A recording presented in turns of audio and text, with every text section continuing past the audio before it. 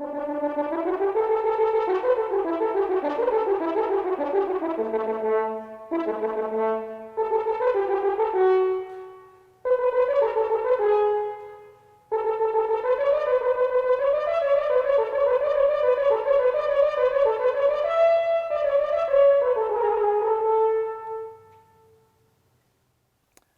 my name is Lin Jiang, and I'm the principal horn of the Hong Kong Philharmonic Orchestra. Today, I'll give you a brief introduction about the horn. So let's start talking about the history of the horn. So originally, the horn was actually a tool for hunters to signal to each other about a hunt. So if they see a fox, they'll take the horn and then they'll make a sound. And originally, they didn't have any of this section. So all you saw was probably like 2 loops, okay?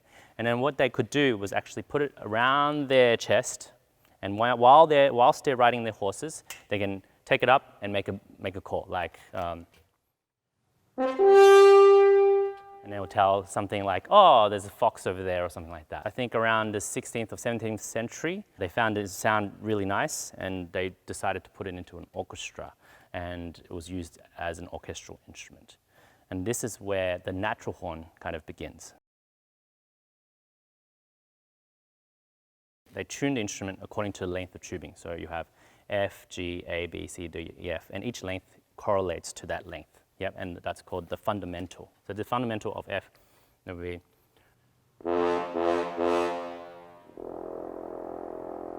That's the fundamental note, and everything above that is the harmonics. So we're playing basically all the harmonic series of that tubing.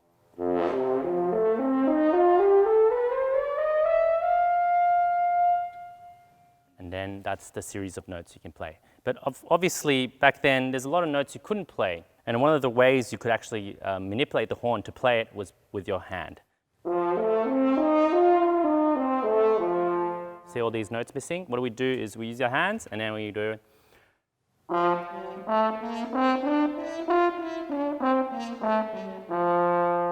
And we have a C major scale, yeah? The horn is a really magical instrument. So when you're in the orchestra, it's really wonderful because you get all the big solos. Say in Siegfried, the opera by Wagner, which we played recently, Siegfried is actually signified with the horn.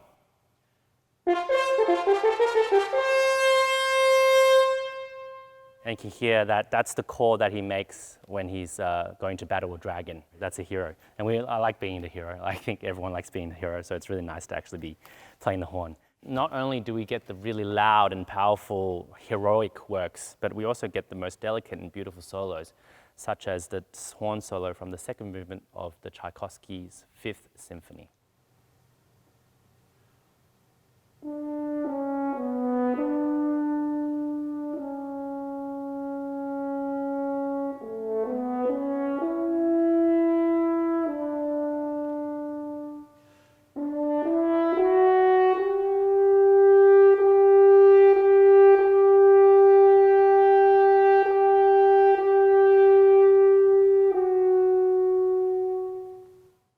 So it's a really versatile instrument, and that's why I fell in love with it, because you hear it in movies, the concertos are really wonderful. It's just a very, very, really beautiful instrument.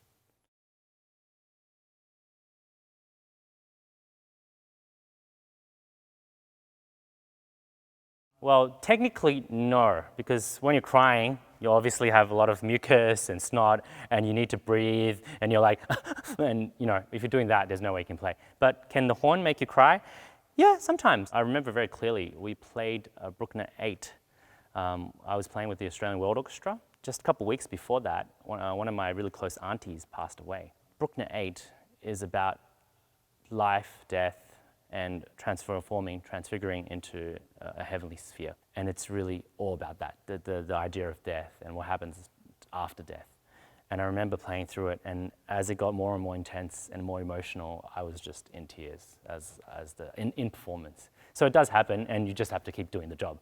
But can you cry? Yeah, you can, but it's not easy to play the horn whilst crying.